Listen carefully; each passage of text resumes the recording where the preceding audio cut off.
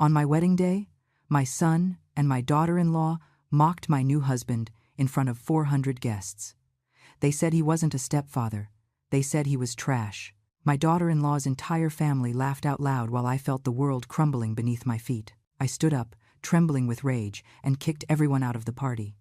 It was then that my husband looked at me with a calmness I had never seen before and said something that changed my life forever. "Honey, I'm a billionaire." But let me tell you how I got to that moment.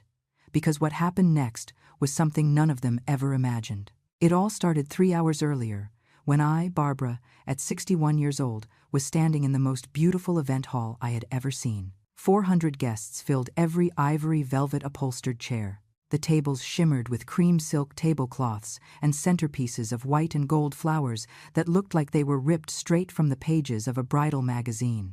I had hired the best musicians, the best catering, all paid for with my life savings. I wanted that day to be perfect, because after 15 years of widowhood, of loneliness, of nights crying in silence, I had finally found love again. Robert was by my side at the altar, in his modest but impeccable gray suit, his silver hair neatly combed, his hands weathered by years of honest work. He wasn't rich. He didn't have a fancy car. He lived in a small apartment in a simple neighborhood. But when he looked at me, I felt like the most valuable woman in the universe. That was the only thing that mattered to me. Then I heard the first laugh. Loud, mocking, poisonous. It came from the third row, exactly where my son Jason was sitting next to his wife, Tiffany. He was 38 years old. He was wearing an Italian suit that cost more than $3,000. He wore a Rolex on his wrist and had always made it clear to me that money was the most important thing in life. Tiffany was worse. That 35-year-old woman, in her blood-red dress that was a size too small, her long nails painted black, and her attitude of superiority had made my life a living hell from the day she married my son. She came from a family that thought they were high society, even though we all knew her father had made his fortune with shady business deals. "Just look at that," I heard Tiffany whisper to her mother, but loud enough for me to hear. "The old lady is marrying a hobo." Her mother, a heavy-set woman with too much fake jewelry hanging from her neck, laughed, covering her mouth with her hand. "Poor Barbara. At her age, she can't get anything better." I felt my cheeks burning, but I kept my gaze fixed on the minister. Robert squeezed my hand gently, as if telling me everything would be okay. But things were just getting started. The minister continued with the ceremony, speaking about love, respect, and the sacred union of marriage. I tried to focus on his words, on this moment I had dreamed of for months, but the stifled laughter and cruel comments kept coming from where my own family was seated. "Did you see his shoes?" one of Tiffany's cousins whispered. "They look like they were bought at a flea market." "And that suit," another added. "My gardener dresses better." The entire row of Tiffany's family was snickering discreetly. They were like hyenas waiting for the perfect moment to attack. I felt my heart breaking into pieces, but Robert remained serene, dignified, as if none of it affected him. That gave me the strength to continue. The moment for the vows arrived. When Robert began to speak, his voice was steady and full of genuine emotion. "Barbara, from the day I met you, I knew you were the woman I wanted to spend the rest of my life with. I have no material riches to offer you, but I give you my whole heart, my eternal loyalty, and my promise to make you happy every single day I have left." Some people in the audience sighed, moved. I had tears in my eyes. But then I heard Jason let out a sarcastic laugh, loud and clear, that echoed through the entire hall. "This is pathetic," my son said aloud, without any shame. He stood up, champagne glass in hand, swaying slightly. He had been drinking since before the ceremony. "Seriously, Mom? This is the man you chose? This miserable old guy?" The hall fell into absolute silence. 400 people held their breath. The minister stopped speaking and looked at me with concern. Robert squeezed my hand tighter, but his expression remained calm, almost compassionate. "Jason, please," I tried to say, but my voice came out broken, humiliated. "No, Mom. Someone has to speak the truth here." Jason walked toward the center aisle, gesturing dramatically. "You worked your whole life. You sacrificed for me. Dad left you a nice inheritance, and this is what you do with it? Marry a nobody who probably just wants your money? Tiffany stood up too, with a malicious smile on her lips. Jason is right, Barbara. That isn't a stepfather. That's trash you picked up off the street. Her entire family burst into laughter. The mother, the father, the uncles, the cousins. Everyone laughing, pointing, pulling out their phones to record the moment. It was as if they were at a circus and we were the clowns. But then something inside me snapped. It wasn't sadness. It was fury, a burning rage that ran through me from head to toe. I let go of Robert's hand and walked directly toward my son. You know what, Jason? My voice sounded different, stronger, firmer than I had heard it in years. You're right about something. Someone does have to speak the truth here. The silence in that hall was so thick you could cut it with a knife. 400 people watched me with wide eyes, waiting to see what poor, humiliated Barbara would do. My son Jason had that arrogant smile on his face, the same smile he'd used since he was a child when he thought he had won an argument. Tiffany was standing next to him, arms crossed, with that expression of superiority I hated so much. Her whole family kept snickering, enjoying the show as if it were the most entertaining thing they had seen in years. The truth, I repeated, feeling every word leave my mouth with a weight I had never felt before, is that I spent 35 years of my life married to your father. 35 years where I worked 12 hours a day cleaning other people's houses so you could go to the best private school. 35 years where I broke my back, destroyed my hands, sacrificed my health and my youth to give you everything you needed. Jason blinked, and for a second I saw a flash of discomfort in his eyes. But he hid it quickly by taking another sip of his champagne. Your father was a good man, I continued, feeling tears beginning to pool in my eyes but refusing to let them fall. But when he died 15 years ago, he left me alone, completely alone. Do you know how many times I came to your house asking you to spend time with me? How many times I called you crying because the loneliness was killing me? Mom, don't make a drama, Jason said, but his voice sounded less sure now. Drama? I laughed, but it was a bitter laugh, full of pain. Drama is being alone every Christmas because you were too busy with Tiffany's family. Drama is spending my 61st, 60th, 59th birthdays completely alone because you wouldn't even dignify me with a text message? Some people in the audience began to murmur. I could see faces of disapproval directed toward my son. But Tiffany wasn't going to stay quiet. Oh, please, she spat, taking a step forward with her heels clicking against the marble floor. Always the victim, right, Barbara? Always complaining, always needing attention. You know what? Jason has his own life. He can't be babysitting you like you're a child. Babysitting me, I whispered, feeling something inside me beginning to crack. I didn't ask him to take care of me. I just asked for a little love, a little respect, a little of the affection I gave him his entire life. Robert was still standing by the altar, observing the scene with a serene but attentive expression. He didn't intervene, didn't stop me. He simply stood there, giving me the space to say what I had held back for so many years. And now my voice trembled, but it remained strong. Now that I've finally found someone who makes me feel alive again, someone who treats me with dignity and respect, you come to destroy it? You come, my own son, to humiliate me in front of everyone. Because that man is a gold digger, Jason shouted, pointing at Robert with contempt. Look at him. Look closely. He dresses like a bum. He lives in a dump of an apartment. He probably doesn't even have a bank account. And I'm supposed to be happy that my mother is marrying that? Tiffany's family applauded and shouted in support. Exactly, yelled Tiffany's father, a fat man with a greasy mustache who always smelled of cheap cigars. That miserable old man just wants your mom's money. It's obvious. You should be grateful Jason worries about you, added Tiffany's mother, shaking her multiple gold bracelets ostentatiously. He's just protecting your assets. My assets. The words left my mouth like poison. Since when do you care about my assets, Jason? Since when do you care about anything that isn't your own benefit?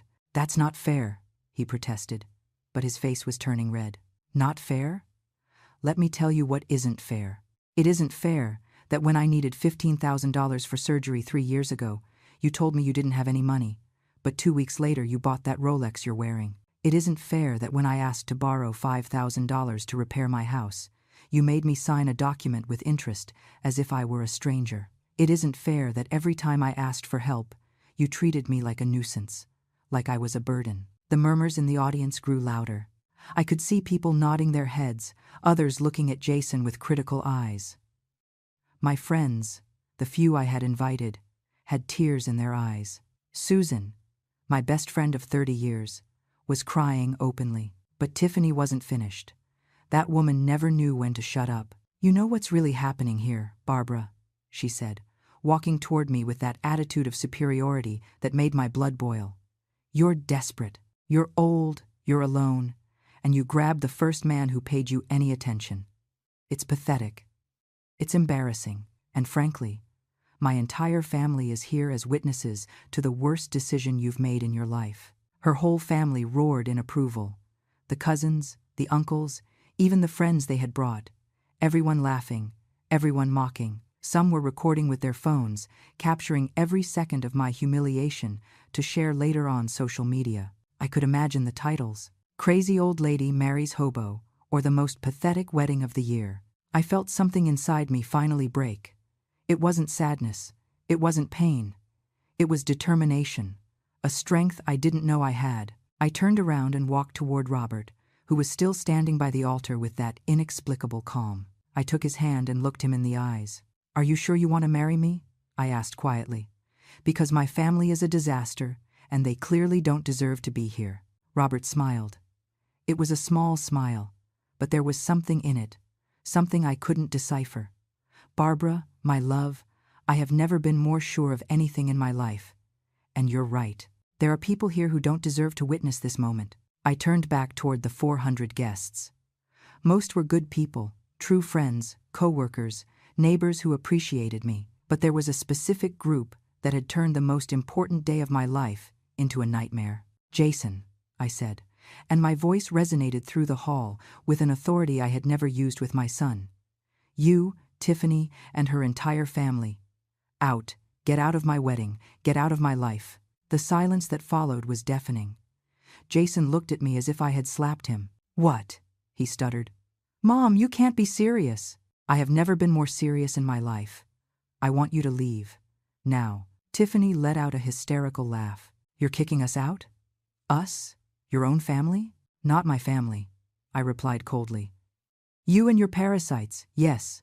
You have 5 minutes to get out of this hall, or I'm calling security." Jason looked at me as if he couldn't believe what he was hearing. His face went from shock to indignation in a matter of seconds. "You're kicking me out of your wedding?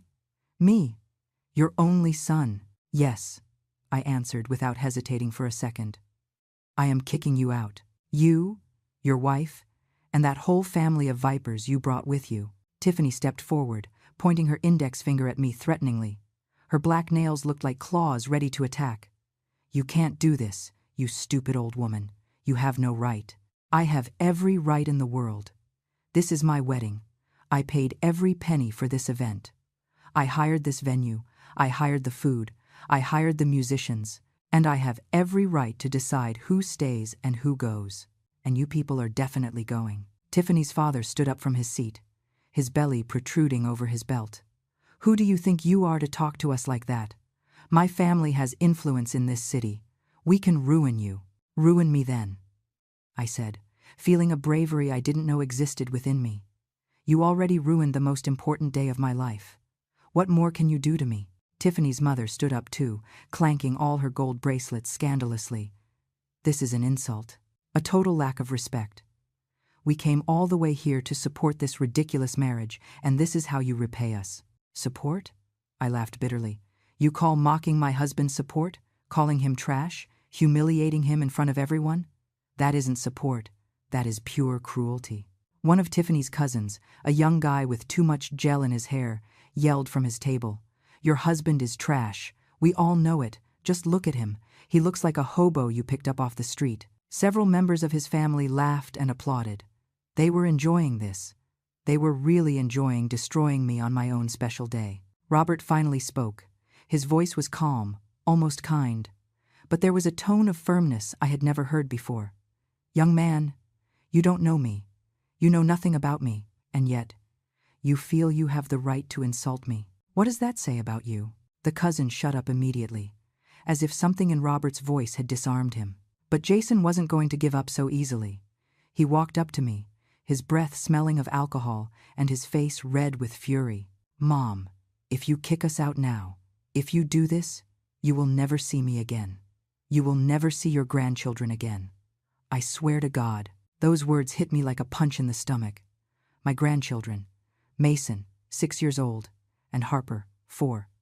I loved them with all my heart. The idea of never seeing them again was devastating. But then I looked at Robert. I looked at this man who had treated me with more respect and dignity in 6 months of dating than my own son had in the last 15 years. And I knew I had to choose. I had to choose my own happiness for once in my life. "If that is your decision, Jason," I said, and my voice cracked a little, but I didn't stop. "Then so be it. I am not going to let you manipulate me anymore. I am not going to allow you to use me as your personal bank while treating me like trash when you don't need me." "You are selfish," Tiffany screamed, a selfish old woman choosing a stranger over her own family. "He isn't a stranger," I replied calmly. "He is the man I love, and if you people can't respect that, then you have no place in my life." Jason looked at me with so much hate he almost made me recoil. "You're going to regret this. When that old man steals everything you have, when he leaves you on the street with nothing, don't come crying to my door asking for help." "Don't worry," I said, feeling tears finally begin to roll down my cheeks. "I won't." The atmosphere in the hall was one of absolute tension. The other guests watched the scene with a mixture of horror and fascination. Some of my friends looked like they wanted to intervene, but stood still, not knowing what to do. Susan, my best friend, finally stood up. She was a 63-year-old woman with short white hair and a strong personality I had always admired. "Jason, Tiffany, if you have any decency, you will leave right now and leave Barbara alone. What you are doing is cruel and unforgivable." "You shut up, you nosy old hag," Tiffany snapped at her. "This isn't your problem."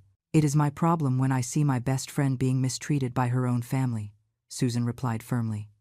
"And honestly, after seeing how you behave, I perfectly understand why Barbara prefers to marry Robert. He has more class in his pinky finger than all of you combined." That infuriated Tiffany's family even more. They started yelling all at the same time, creating absolute chaos. Insults flew through the air. Some people started getting up from their seats. The hall that half an hour ago was a place of elegance and celebration now looked like a battlefield. "Enough!" I shouted with all the strength in my lungs. My voice echoed through the space, silencing everyone instantly. "I am calling security right now if you don't leave voluntarily." I signaled to the venue manager, a tall, professional man who had been watching everything from the entrance. He nodded and began walking toward us with 2 security guards. "We don't need to be thrown out," Jason said with disdain. "We are leaving of our own free will. This place stinks anyway. And you," he pointed his finger at me, "you disgust me. I hope you're happy with your decision, because you will never have your family again." "Real family doesn't treat you like this," I replied, and I felt Robert move closer to me and take my hand, giving me strength. Tiffany grabbed her designer bag, the same one I had helped her buy last year when she asked to borrow $3,000 she never paid back. "Let's get out of here. This wedding is a bad joke anyway." One by one, Tiffany's entire family began to get up from their seats. There were about 20 people in total. They gathered their things with exaggerated movements, making as much noise as possible, ensuring their exit was as dramatic as their behavior during the entire ceremony. "This isn't going to stay like this," shouted Tiffany's father as he walked toward the exit. "Everyone in this city is going to know what kind of woman you are." "Let them know," I said with a calm that surprised even me. "I don't care what they think anymore."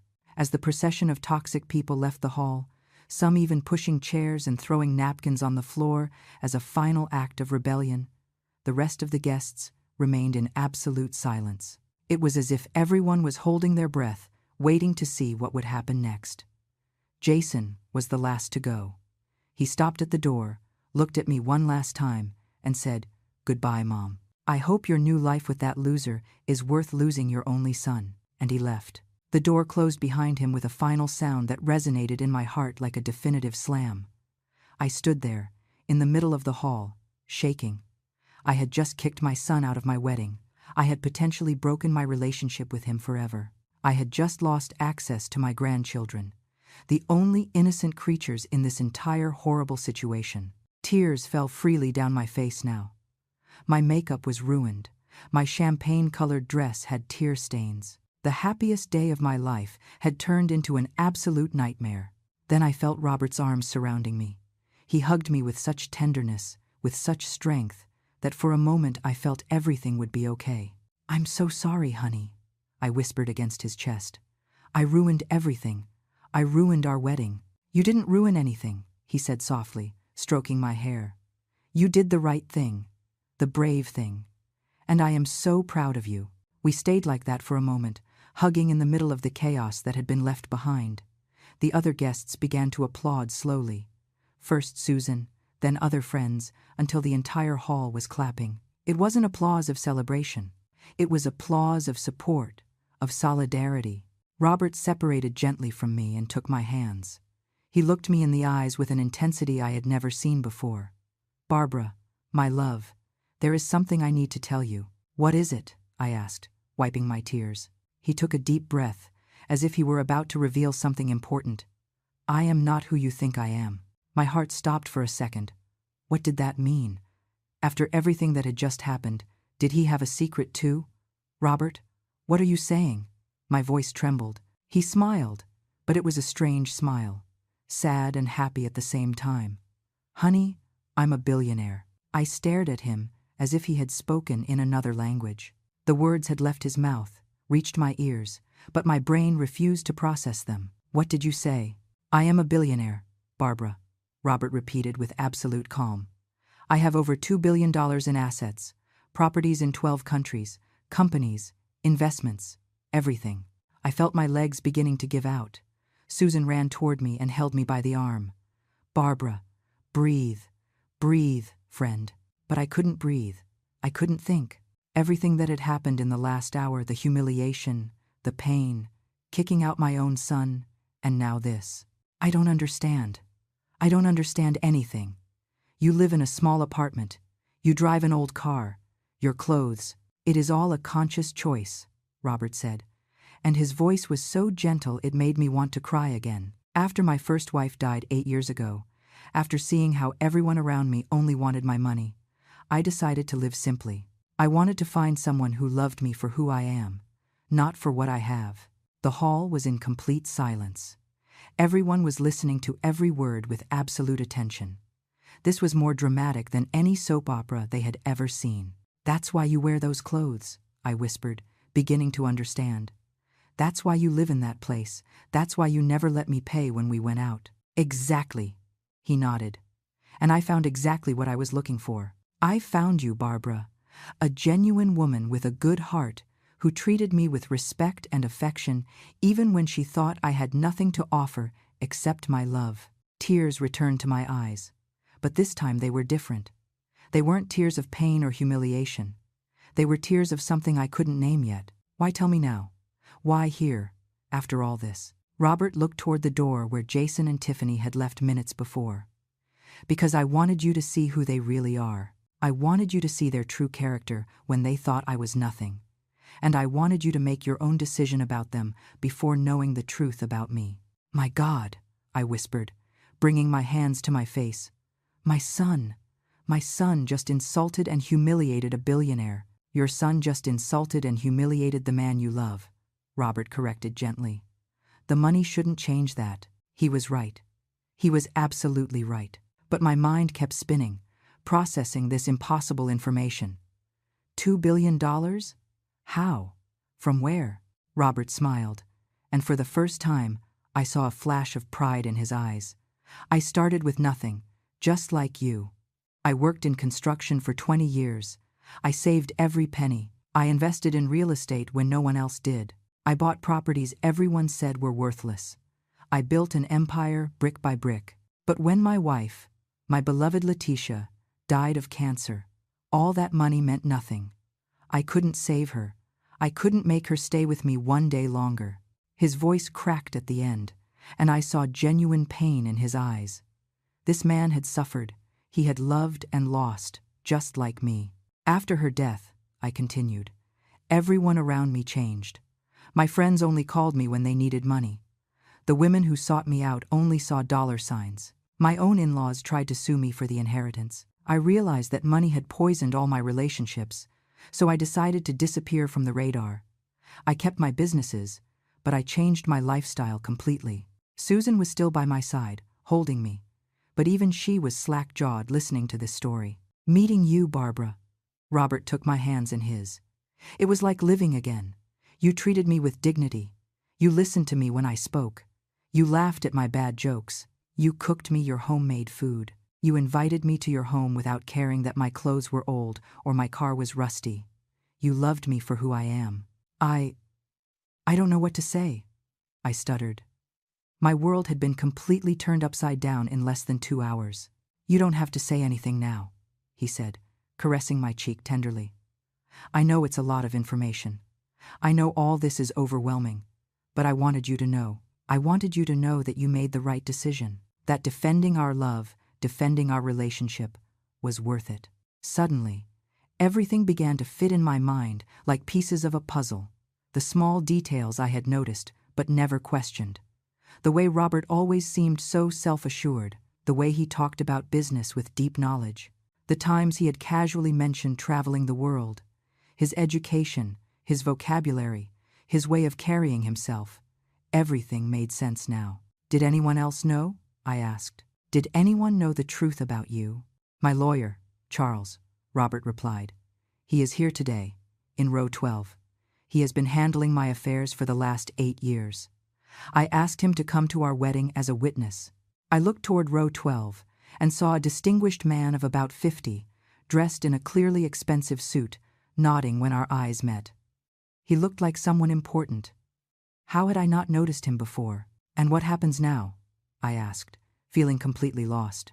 What does all this mean for us? Robert smiled at me with that same love I had seen in his eyes from the first day we met. It means that now we can start our life together without secrets. It means I can give you everything you deserve. It means you will never have to worry about money, about security, about anything ever again. But more important than all that, he squeezed my hands tighter.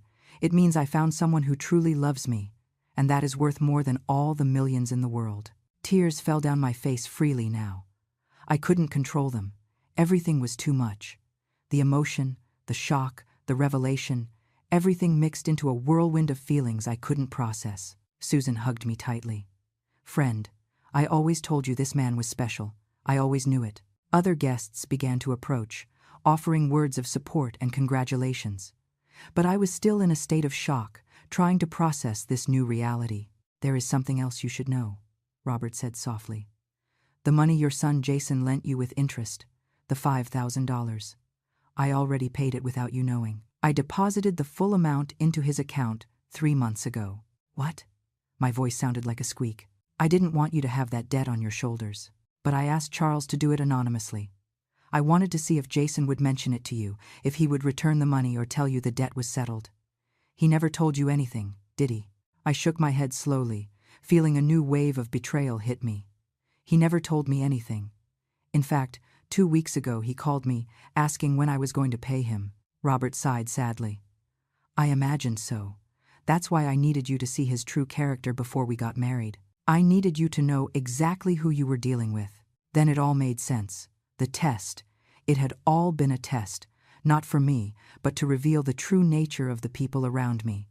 And everyone had failed spectacularly. My son, I whispered, feeling my heart breaking again. My own son was scamming me.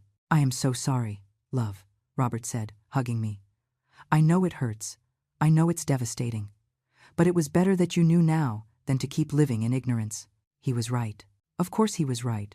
But that didn't make it hurt any less. My only son, the baby I had carried in my womb for 9 months, the boy I had raised with so much love and sacrifice, had been stealing from me. He had been lying to me. He had been using me. And today, at my wedding, he had shown his true face. What do we do now? I asked, feeling completely exhausted. Robert looked me in the eyes with determination. Now we continue with our wedding. Now we get married surrounded by the people who truly love and support us. And after we start our new life together. The minister, who had remained silent during all the drama, approached us with an expression of genuine compassion. He was an older man, about 70, with decades of experience officiating weddings, but even for him, this had been extraordinary. "Do you wish to continue with the ceremony?" he asked gently. I looked at Robert. I looked at the hall full of people who had witnessed my humiliation and my defense. I looked at Susan, who smiled at me with tears in her eyes, and I knew the answer. "Yes," I said with a firm voice. "Yes, we want to continue." The next few minutes were a whirlwind of emotions. The minister resumed the ceremony where we had left off. This time, there were no interruptions. There was no cruel laughter. There were no hurtful comments. There was only love, support, and a completely different energy in the atmosphere. When Robert put the ring on my finger, I felt like I was starting a completely new life. And when they pronounced me his wife, the hall erupted in genuine, sincere applause. I kissed my husband, and in that moment, all the pain of the last few hours vanished momentarily. I was happy. I was married to the love of my life, and nothing else mattered in that instant. The reception was beautiful. Without the toxic presence of Jason, Tiffany, and her family, the atmosphere transformed completely. People danced, laughed, celebrated with true joy. My friends constantly came up to congratulate me and tell me how brave I had been. Some even admitted they had always thought Jason treated me poorly but had never dared to tell me. During dinner, Robert stood up and asked for everyone's attention. The hall went quiet. "I want to thank everyone who stayed today," he began, his voice resonating with natural authority. "You have witnessed something very difficult, but also something very important. You have seen an incredible woman defend her dignity and her right to be happy, and I want you to know that I feel honored to be her husband." Applause filled the hall.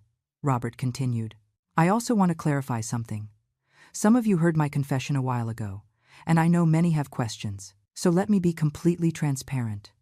I am the founder and owner of Pacific Construction, one of the largest real estate development companies in Latin America and the U.S. There was a collective gasp.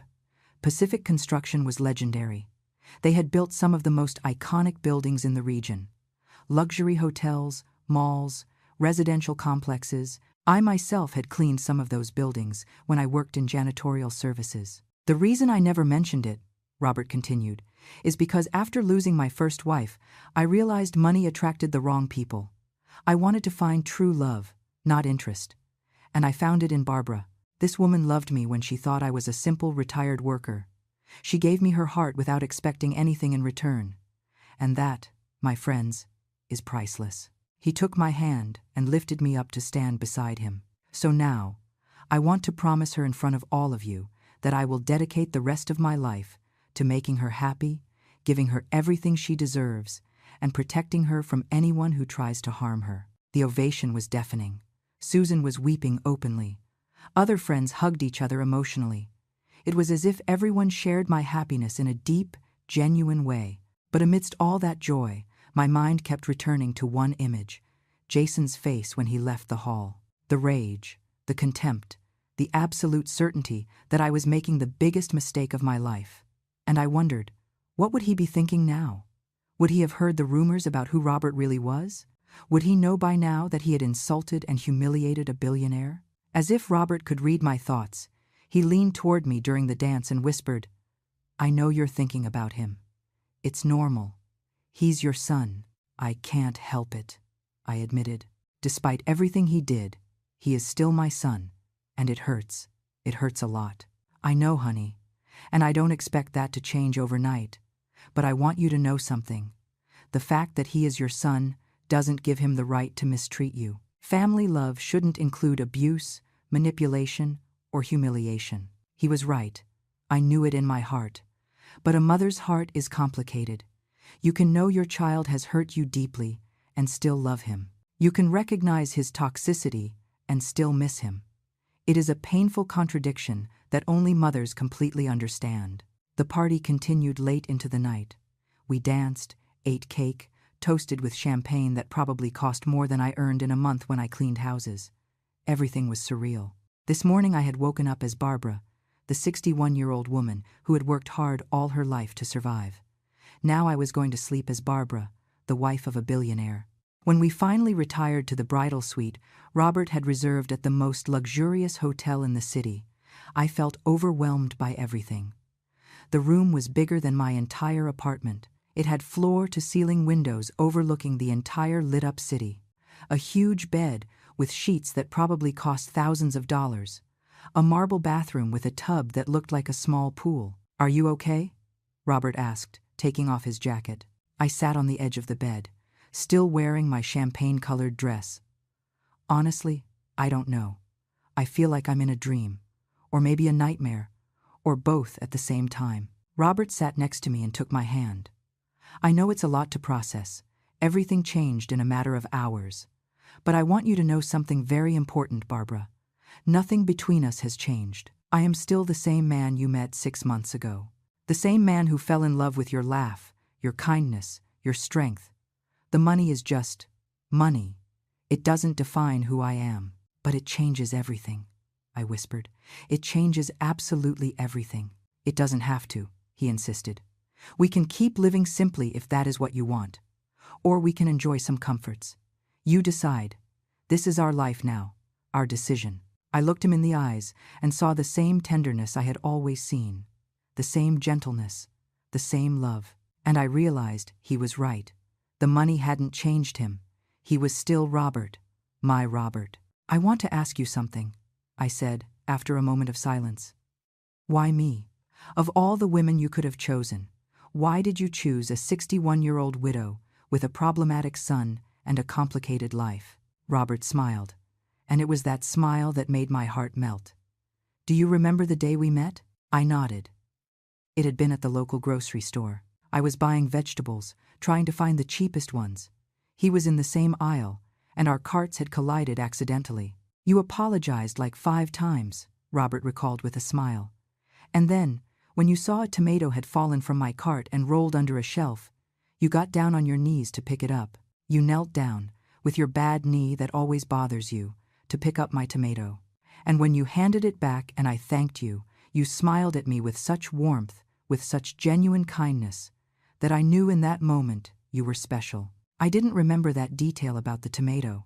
It had been such a small, insignificant gesture.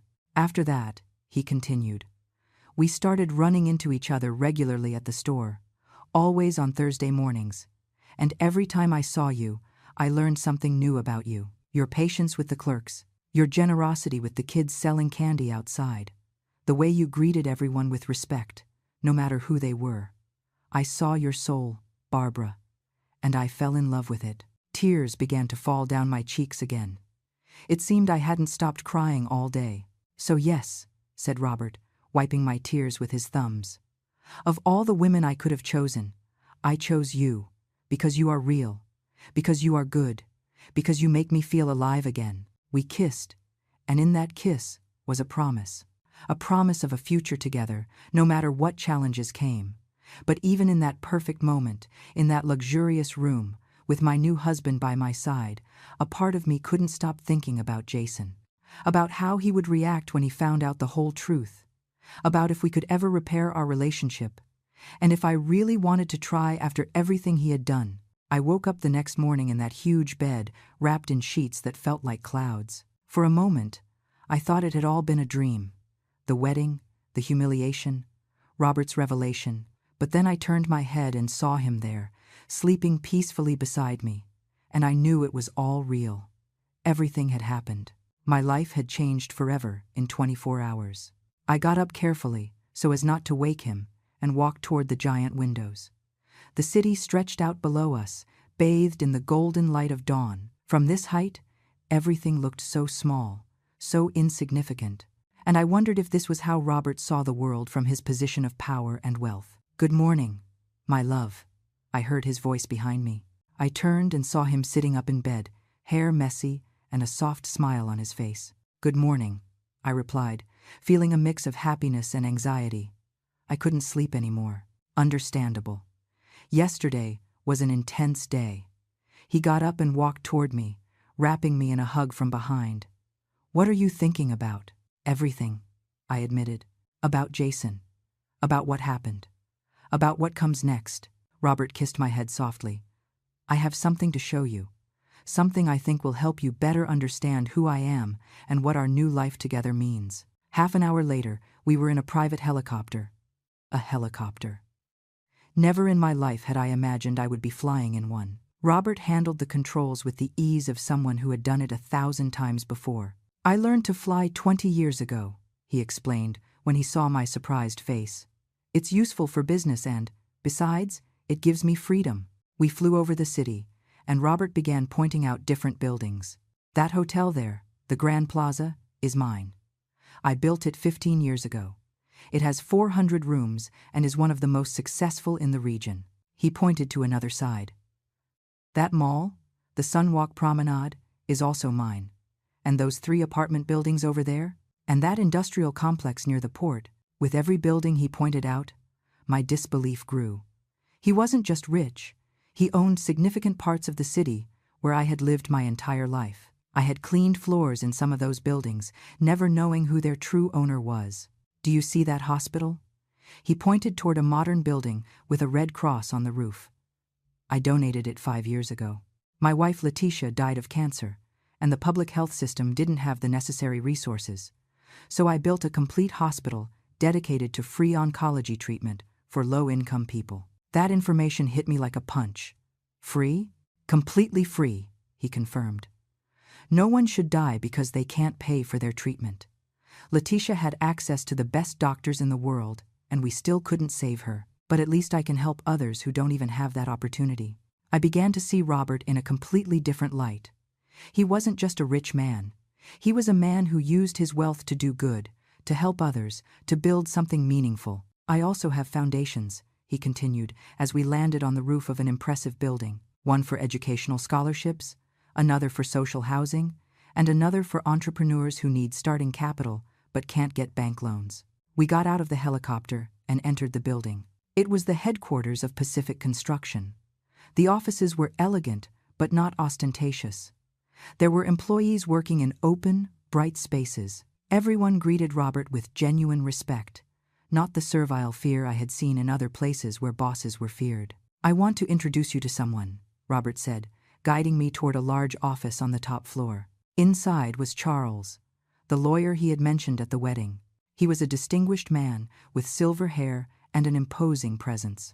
Mrs. Barbara, he greeted me with a slight bow. It is an honor to finally meet you properly. Robert has spoken a lot about you over the last 6 months. Really? I asked, surprised. Of course, Charles smiled. He told me constantly that he had found someone special, someone genuine. And after what I witnessed yesterday at the wedding, I can confirm he was right. Robert signaled for us to sit. Charles, show Barbara the documents we prepared. Charles opened a leather folder and pulled out several papers. Mrs. Barbara, your husband has prepared some important documents. First, he has added your name to all his main bank accounts. You have full access to all his funds. My mouth dropped open. What? No, I can't accept that. We just got married yesterday. You are my wife, Robert said firmly. What is mine is yours. It's that simple. Furthermore, Charles continued, he has transferred ownership of 3 properties to your name: a beach house, an apartment in the city, and a ranch in the mountains. He has also established an investment fund in your name with an initial value of $50 million. I felt dizzy. $50 million. For me. A woman who had spent most of her life worrying about how to pay the rent every month. Robert, this is too much, I protested. I can't. Yes, you can, he interrupted gently. And there is more. I have also established trust funds for your grandchildren. Mason and Harper will each have $10 million available when they turn 25, specifically designated for their education, starting a business, or whatever they choose to do with their lives. Tears began to fall down my face. My grandchildren. Despite everything Jason had done, Robert was thinking about my grandchildren's future. Why? Was all I could say. Because they are innocent, Robert replied. Because they aren't to blame for their parents' actions. And because they are your blood, Barbara. They are important to you, so they are important to me. Charles continued explaining more details. There were life insurance policies, diversified investments, commercial properties. The amount of money was so astronomical my brain simply couldn't process it. Also, Robert said after Charles finished, I want you to know you have total freedom over how you want to live your life. If you want to keep living simply, we can do that. If you want to travel the world, we will do it. If you want to dedicate yourself to charitable causes, I will support you completely. This is your life now, Barbara. You decide how you want to live it. We spent the rest of the day touring his company's facilities. I met managers, architects, engineers. Everyone spoke of Robert with genuine admiration. He wasn't just a boss. He was a leader who cared about his people. He had created training programs, generous benefits, opportunities for real growth. My philosophy has always been simple, he explained as we ate in an exclusive restaurant on the building's top floor. If you take care of your people take care of your business. Many of my employees have been with me for over 20 years. I have seen them grow, start families, achieve their dreams, and that makes me happier than any amount of money. In the afternoon, when we returned to the hotel suite, I felt completely overwhelmed. I had seen and learned so much in a single day. My perspective on everything had changed drastically. How are you processing all this? Robert asked as we sat on the balcony with a glass of wine. Honestly, I don't know, I admitted. Part of me still feels like I'm going to wake up and it will all be a dream. Another part of me feels guilty. Guilty? Why? Because while I struggled to survive, cleaning floors in buildings that were yours, you had all this power, all this wealth. It feels, I don't know, disproportionate. Robert nodded thoughtfully. I understand that feeling. Inequality in the world is brutal and unfair. That's why I do what I do. The foundations, the hospital, the housing programs. I try to use my privilege to create opportunities for others. But you're right, it will never be enough. I can never completely compensate for the injustice of the system. And Jason? I asked, finally voicing the question that had been haunting my mind all day. What happens with him? Robert sighed. Charles has been monitoring the situation. Apparently, your son and Tiffany are having some serious financial problems. They have been living beyond their means for years. They have massive debts. And now, after what happened yesterday, some of their business partners are distancing themselves from them. How do you know all that? I asked, surprised. Because I asked for them to be investigated, Robert admitted. Not to hurt them, but to understand the full situation. And what we discovered is worrying. Barbara, your son is on the brink of bankruptcy. He owes money to many dangerous people. I felt my stomach twist. How bad is the situation? Very bad. He owes close to $2 million between bank loans, credit cards, and failed investments. And some of his creditors aren't exactly patient or legal. My heart sank. Despite everything Jason had done to me, he was still my son. The idea that he was in danger terrified me. $2 million, I repeated, feeling panic begin to take over. How is it possible he owes so much money? Robert took my hand. According to Charles's investigation, Jason invested in several fraudulent businesses. He bought stocks in shell companies. He borrowed money at usurious rates to maintain his luxurious lifestyle. And Tiffany didn't help. She spends as if money were unlimited. Designer bags, jewelry, trips to Europe, all on credit cards that are already maxed out. I brought my hands to my face. My God. And here I am, with access to millions, while my son is sinking in debt. Barbara, look at me. Robert lifted my chin gently so our eyes met. Your son humiliated you publicly. He called you horrible things. He ruined the most important day of your life, and he did it when he thought I had nothing to offer you. Do you really believe he deserves your compassion after that? He's my son, I whispered, tears starting to fall again. I know he treated me horribly. I know he was cruel. But he's still my son, Robert. I can't just turn off those feelings. Robert nodded with understanding. I know, and I'm not asking you to. But you need to understand something. If you give him money now, if you rescue Jason from this situation, he will never learn. He will never face the consequences of his actions. And most importantly, he will never truly value your sacrifice. But you said some of his creditors are dangerous. What if they hurt him? What if they hurt Tiffany? Or worse, my grandchildren? The kids are safe, Robert assured. Charles already took care of that. We hired discreet security to watch them. No one will touch Mason or Harper, I promise you. That information gave me some relief, but the knot in my stomach wouldn't disappear. And Jason? Are you watching him too? Yes. And here is where things get interesting. Robert leaned back in his chair. His expression became more serious. 3 days ago, Jason found out who I really am. A partner of his showed him a Forbes article where I appear on the list of the richest men in Latin America. My heart stopped. And what did he do? At first he didn't believe it. He thought it was a coincidence of names. But then he looked up photos and recognized me. Since that moment, he has tried to contact me 12 times. Calls, messages, emails. All through my company's official channels. And what did you do? Nothing. I ignored every attempt. But Charles saved all the messages. Do you want to hear what they said? I wasn't sure I wanted to know, but I nodded anyway.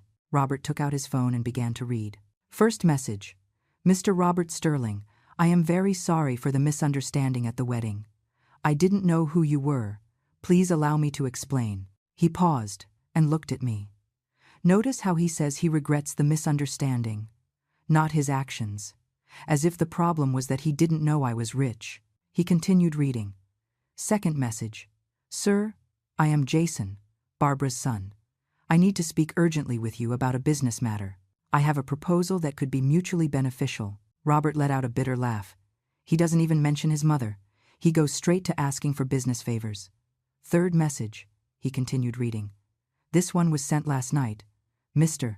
Sterling, I am going through a complicated financial situation. As your wife's son, I hoped we could speak as family. I am sure we can reach an agreement that benefits everyone, especially Mom. I felt nauseous. Is he using my name to manipulate you? Exactly. And there is more. Message number 7. Mr. Robert, I know I made mistakes at the wedding. I was drunk and wasn't thinking clearly. But I am Barbara's only son. The grandchildren she adores are my children. Do you really want to break that family relationship? I can make her happy if you help me solve my current problems. That is emotional blackmail, I said, feeling rage begin to replace concern. Absolutely. And the most recent message, sent this morning. Robert, I need $500,000 by the end of the week, or I will be in serious trouble. As my mother's husband, you have a moral obligation to help her family. I promise to pay it all back with interest. I trust in your understanding. I stayed silent for a long moment, processing everything I had just heard. My son hadn't called to apologize to me. He hadn't tried to repair our relationship. He hadn't shown an ounce of genuine regret. He only wanted money. He was just trying to use my marriage to solve his own financial problems. What do you plan to do? I asked finally. The question is, what do you want me to do? Robert replied. You are his mother. You are my wife. This decision affects you as much as me. I stood up and walked toward the edge of the balcony, looking at the city stretching out beneath us. Somewhere down there, my son was desperate, scared, probably planning his next move. Part of me, that maternal part that never disappears no matter how much they hurt you, wanted to run and save him. I wanted to give him the money and solve all his problems. But another part of me, the part that had been humiliated in front of 400 people, the part that had been used and manipulated for years, the part that had finally found the strength to defend her dignity, knew that would be a mistake. Don't give him the money, I said finally, my voice firmer than I expected. Not yet. Not like this. Robert walked over to me and hugged me from behind. Are you sure? No, I admitted. But I know it's the right thing. If we give him the money now, without real consequences for his actions, we will only be feeding his behavior. He needs to hit rock bottom. He needs to understand that he can't treat people like that and get away with it. It is a brave decision, Robert said, kissing my head.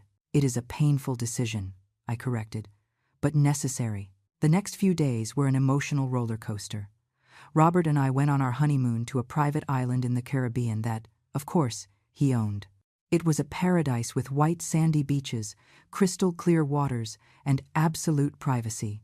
I tried to relax, to enjoy this time with my new husband, but my mind kept going back to Jason. Charles kept us informed of the situation. Jason's creditors were starting to put on the pressure. They had repossessed his luxury car. They had frozen his bank accounts. The house where he lived with Tiffany and the kids was in foreclosure. And Tiffany? I asked during one of the video call updates. She left Jason 2 days ago, Charles informed with his usual professional tone. She went to live with her parents and took the children.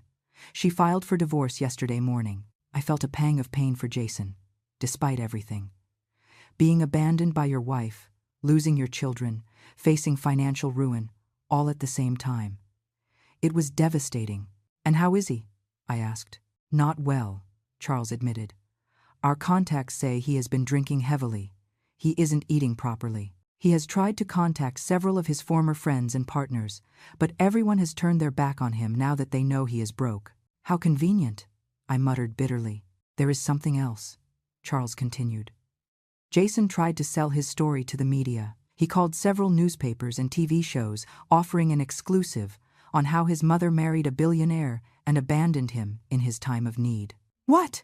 I shouted, feeling rage invade me. Don't worry, Robert took my hand. Our PR team already handled it. No reputable outlet will touch that story, especially after we showed them the videos of the wedding where he publicly humiliates you. There are videos? I asked, surprised. Of course, several guests recorded the whole incident, and with your permission, we have used them strategically to protect your reputation. If Jason tries to paint you as the villain, we have clear evidence of who really acted poorly. I sat in silence, absorbing all this information. My son had fallen so low that he was trying to sell me out to the media. He was trying to use my happiness, my new life, as a way to make money and victimize himself. I said slowly. I need to see him. Robert looked at me with concern. Are you sure that's a good idea? No, but I need to do it. I need to look him in the eyes and tell him exactly how I feel. I need that closure. 3 days later, I was standing in front of a dilapidated apartment building in one of the poorest neighborhoods in the city. It was an area I knew well. I had lived in similar places for years when Jason was small. The smell of dampness and trash filled the air. The walls were covered in graffiti, and the stairs creaked dangerously under my feet as I went up to the 3rd floor. Robert had insisted on accompanying me, but I asked him to wait in the car with the bodyguards, who now, apparently, were a permanent part of my life. This was something I needed to do alone. I knocked on the door of apartment number 32. I heard shuffling footsteps on the other side, and then the door opened slowly. What I saw broke my heart despite everything. Jason looked terrible. He had several days' worth of stubble, deep, dark circles under his eyes. His clothes were wrinkled and stained. The apartment behind him was tiny and messy, with empty alcohol bottles scattered everywhere. This wasn't the arrogant, well-dressed man who had humiliated me at my wedding. This was a broken man. Mom. His voice came out as a broken whisper. His eyes filled with tears immediately. Mom, you came. I came, I said, keeping my distance in the doorway. I wasn't going inside. I wasn't going to make things easy for him. Please, come in. I know the place is horrible, but, he started. But I interrupted him. I'm not coming in, Jason. I came to tell you a few things and then I will leave. His face crumbled. Mom, please. I need to talk to you. I need to explain. It's all been a nightmare. Tiffany left me, took the kids. I lost everything and what did you expect? My voice sounded harsher than I intended, but there was so much accumulated pain I couldn't contain it. Did you expect that after publicly humiliating me, calling my husband trash, trying to ruin the most important day of my life, everything would just stay the same? I was drunk, he tried to excuse himself. I didn't know what I was saying. If I had known who Robert really was, that's it, isn't it? I interrupted, feeling the rage grow in my chest. That's the truth? If you had known Robert is a billionaire, you would have treated me differently. If you had known he had money, you would have respected him. But because you thought he was poor, that he was worth nothing, you felt you had the right to treat us like trash. No, Mom, it's not like that, he stuttered. But we both knew it was exactly like that. Yes, it is, Jason. And that tells me everything I need to know about who you really are. You didn't love me. You didn't respect my happiness. You only cared about money. You only cared about how my marriage affected you. Please, his tears fell freely now. Please, Mom, I'm sorry. I'm so sorry. I made a terrible mistake. I was jealous. I was scared of losing you, and I reacted in the worst way possible. Jealous? I repeated with disbelief. You left me alone for 15 years and you were jealous? You ignored my calls, my pleas to spend time together? You treated me like a personal bank and you were jealous? You're right. I'm a bear. I mean, a beast. You're absolutely right. I was a horrible son. The worst son anyone could have. But I'm paying for it now. I'm losing everything. I already lost everything. And the only thing I have left is you. Mom, you're the only thing I have left in this world. You lost me too, I said, and the words came out with a deep pain that pierced my chest. You lost me the day you decided your pride and materialism were more important than your mother. No, he moaned, falling to his knees. Don't say that. Please don't say that. I'll give anything to fix it. Anything. Anything? I asked, crossing my arms. Then why were all your messages to Robert asking for money? Why wasn't a single one of those messages a sincere apology to me? Why did you try to sell our story to the media? His face went pale. How do you know about that? I know everything, Jason. I know about your debts. I know about the illegal lenders. I know Tiffany left you. I know you tried to use my marriage to get out of your problems. I know it all. He stayed silent, still on his knees on the dirty floor of that miserable apartment. I'm desperate. Mom, I need $500,000 by Friday or very bad people are going to hurt me. People who don't play around. They've already threatened me twice. And you came to me, I said with a calm I didn't feel. Not because you love me, not because you value our relationship, but because you need money. No, it's not just for the money. I miss you, Mom. I miss having you in my life. I miss what, Jason? Miss having someone you can manipulate? Miss having a personal bank that never said no? Miss having someone who cleaned up your messes without complaining? I miss my mother, he whispered, and there was something genuine in his voice that almost made me waver. I miss how you took care of me when I was a kid, how you were always there for me, how you made me feel safe and loved. That kid doesn't exist anymore, I said, feeling tears beginning to sting my eyes. He turned into a man who values money more than people, a man who married a toxic woman and allowed her to poison our relationship, a man who used me for years and then humiliated me when I finally found happiness. I can change, he pleaded. Give me a chance. Just one more chance, and I promise I'll be different. How many chances have I given you already, Jason? How many times did I lend you money you never paid back? How many times did I forgive you for canceling our plans? How many times did I swallow my pain when you treated me like I was invisible? And what did you do with all those chances? He had no answer. He just stayed there, on his knees, crying like a child. I'm going to tell you something, I continued, my voice trembling but firm. Robert wanted to help you. When he found out about your financial problems, his first instinct was to pay it all. $500,000 is nothing to him. He could write that check right now and not even notice it in his bank account. Jason's eyes lit up with hope. Really? Would he do that? He would, I confirmed. But I told him no. The hope on his face turned into shock. What? Why? Because if I rescue you now, you will never learn. You will never understand the real value of things. You will never value people over money. You will keep being the same superficial and materialistic man who treated me like trash. But Mom, they're going to hurt me. These men aren't playing. They've threatened me with death. I know, I said, and my heart was breaking saying the next words. And that terrifies me. Because despite everything you've done to me, you're still my son, and I don't want anything bad to happen to you. But I can't keep being your eternal savior either.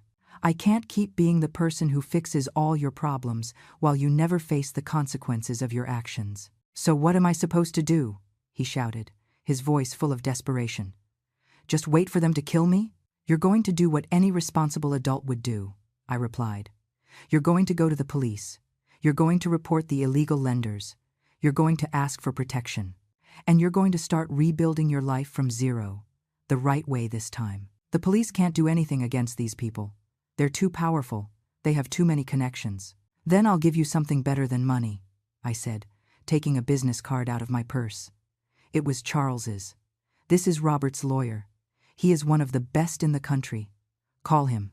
He will handle your legal situation, protect you from the lenders, and help you file for bankruptcy in an orderly way. Jason took the card with trembling hands. And then what? After I'm safe, you will come back to my life. That depends on you, I replied.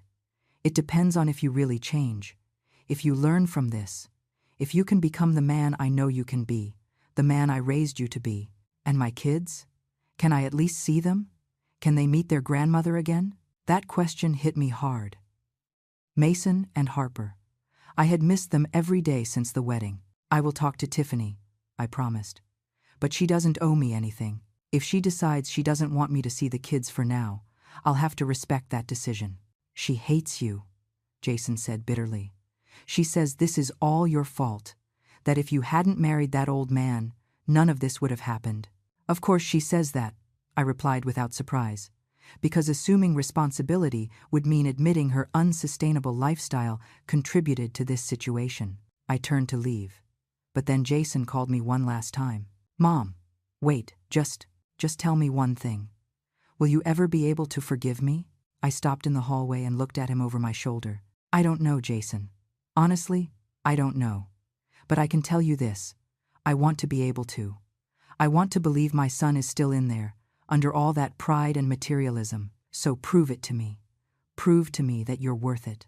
6 months later, I was sitting on the terrace of our new house, a beautiful villa overlooking the ocean that Robert had designed specifically to my tastes. The sea breeze caressed my face while I drank my morning coffee and watched the waves breaking against the private beach. It was a life I had never imagined for myself, and yet, here I was, living it. My phone rang. It was Susan, my friend. Barbara, turn on the news, Channel 7, quick. With my heart racing, I turned on the TV. What I saw left me breathless. It was Jason, but not the destroyed man I had seen 6 months ago. He was in a simple but dignified suit, standing in front of a group of young people at what looked like a community center. A year ago, Jason was saying to the camera, I lost everything. I lost my house, my marriage, my money. But worst of all, I lost my dignity and almost lost my mother. Today I am here to tell these young people my story, not so you pity me, but so you learn from my mistakes. The reporter asked him questions about his fall and his recovery. Jason spoke openly about his debts, about how he had lived beyond his means, about how he had valued material things over the people he loved. My mother, he said, and his voice cracked a little, gave me the hardest but most important lesson of my life. She let me fall. She let me face the consequences of my actions, and at first I hated her for it. But now I understand it was the greatest act of love she could have given me. Robert appeared behind me and put a hand on my shoulder. Are you okay, honey? I don't know, I whispered, unable to take my eyes off the screen. The report continued showing how Jason had declared bankruptcy with Charles's help, how he had found a job at a construction company, starting from the bottom as an assistant. They showed his small but clean and tidy apartment. They showed how he now gave talks at schools and community centers about financial literacy and the consequences of materialism. And his relationship with his mother? Asked the reporter. Jason lowered his gaze. We are working on that. Slowly. She gave me her number 3 months ago, and we talk once a week. They are difficult conversations. There is a lot of pain to heal, but for the first time in years, I feel like we are being honest with each other. It was true. After he called Charles that day in his apartment, things had begun to change gradually. Charles had handled his legal situation brilliantly, reaching agreements with the lenders and protecting Jason from any violence. The bankruptcy had been humiliating for him, but necessary. 2 months after our meeting, Jason had sent me a letter, not a text message, not an email, but a handwritten 10-page letter. In it, he detailed all his regret, his arrogance, his materialism, how he had allowed Tiffany to poison our relationship. But most importantly, he apologized. He didn't ask for anything. He didn't mention money. He just apologized, deeply and sincerely. That letter made me cry for hours. Robert held me while I processed all those complicated feelings. I gave him my phone number a week later. Our first conversation was clumsy, awkward, full of long silences, but we continued. Every week, without fail, we spoke for 30 minutes. And his children? The reporter continued on the TV. That is in process, Jason replied. Tiffany and I are in co-parenting therapy. It was something I suggested because I want my children to have functional parents, even if we aren't together. Is there any message you want to give to people going through similar situations? Jason looked directly at the camera. Yes, pride will destroy you if you let it. Materialism will consume you. And the people who truly love you, the ones willing to let you fall so you learn to get up, those are the ones you must value more than anything in the world. I also want to say something to my mother. If she is watching this, my heart stopped.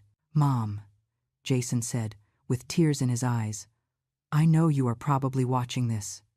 I want you to know that every day I work on being the man you deserved as a son. Every day I try to be better. I don't expect you to forgive me tomorrow, or next year, or ever if you don't want to. But I want you to know I understand now. I understand everything, and I love you. I have always loved you, even when I was too stupid and arrogant to show it. Tears fell down my face uncontrollably.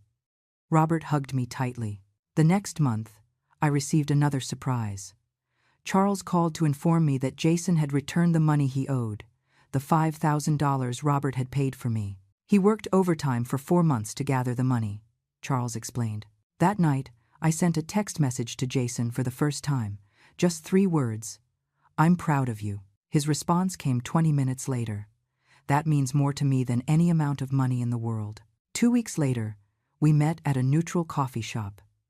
It was awkward at first. There was so much to say, and at the same time nothing to say. But slowly, we began to talk. Would you like to meet the kids again? I asked cautiously. Jason's eyes lit up. Really? Would you do that? They are my grandchildren, I said simply. I never stopped loving them. The reunion with Mason and Harper was one of the most emotional experiences of my life. Robert was wonderful with them. He taught them to swim in our pool, told them stories, showed them that wealth doesn't make you better than anyone. One day, while we watched the kids playing on the beach, Jason told me, "Thank you for not giving up on me, Mom." Parents never give up on our children, I replied. But sometimes we have to let them fall so they learn to fly. Robert and I established a foundation in honor of his first wife, Letitia. The Letitia Foundation helped older women who had been abandoned by their families. It was my idea, born from my own experience. One night, exactly 1 year after our wedding, Robert and I renewed our vows. This time it was a small ceremony at our house, only with the people who really mattered. Jason was there, with Mason and Harper. When the moment for the vows came, Robert took my hands and said, "A year ago, I promised you eternal love without you knowing who I really was. Today, I promise it to you again, now that you know everything." After the ceremony, Jason approached Robert. "Mr. Sterling, I never apologized to you properly. You are a good man, and my mother is lucky to have found you." Robert extended his hand. "The past is the past, Jason. What matters is the man you are today." That night, lying in Robert's arms, I reflected on everything that had happened. A year ago, I had been humiliated on the most important day of my life, and now I had found not only love and security, but also purpose, dignity, and a peace I had never known before. "What are you thinking about?" Robert asked. "That my whole life changed forever," I replied, "and that I wouldn't change anything that happened." "Why not?" "Because it led me exactly where I needed to be. It taught me who I really was. It gave me the strength to defend myself. And it brought me to you." Robert kissed my forehead. "You are the strongest woman I know, Barbara." "No," I corrected him gently. "I am a woman who learned to be strong when I had no other choice. And that makes all the difference."